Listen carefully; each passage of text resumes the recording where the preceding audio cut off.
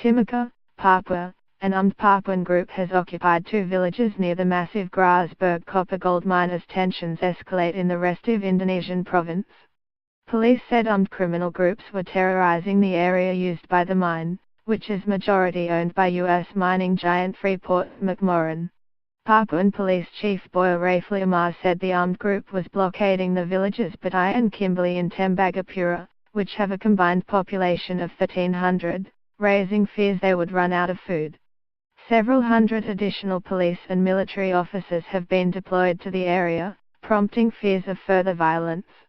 Papua, one of 2 Indonesian provinces on the island of New Guinea, is the poorest province in Indonesia and has an active independence movement which has led a low-level insurgency for decades.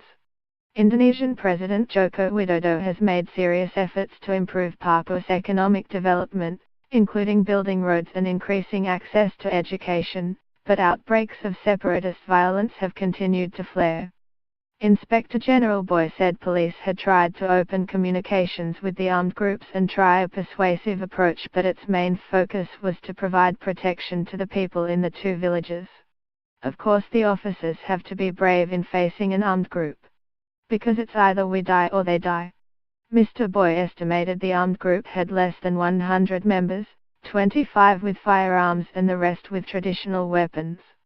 A video purporting to be from the National Liberation Army of West Papua, the armed wing of the Free Papua organization, warned it would not negotiate because its fight was for sovereignty, not food or economic development. We and Papuans only want independence. We will continue to fight until we achieve independence, the video says. To those Papuans working with the TNI, military, and police, we are declaring you as our enemy. It's clear you are our enemy. Whatever form you come to us, you will lose your lives.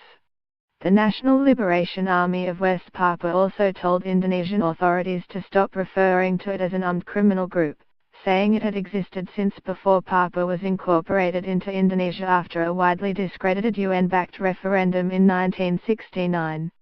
Victor Yamo, the chairman of the pro-independence West Papuan National Committee, posted the video on his Facebook account. It's the real thing, he told Fairfax Media. The National Liberation Army of West Papua chose Freeport because it's the reason behind all that has happened in Papua. Capitalism. In an earlier video, the National Liberation Army of West Papua said the main reason Papua was integrated into Indonesia was a conspiracy between the US and Indonesia to exploit Papua for the Freeport mine. That resulted in the colonization of Papua lands by foreign capitalism and the Indonesian government. That's why we continue in our fight to destroy Freeport. There has been increasing unrest in the area in recent weeks. A series of shootings left 1 police officer dead and an ambulance belonging to Freeport was shot at, wounding a woman who had just given birth. Freeport spokesman Riza Pratama said the mining company was deeply concerned over the continued escalation of security incidents.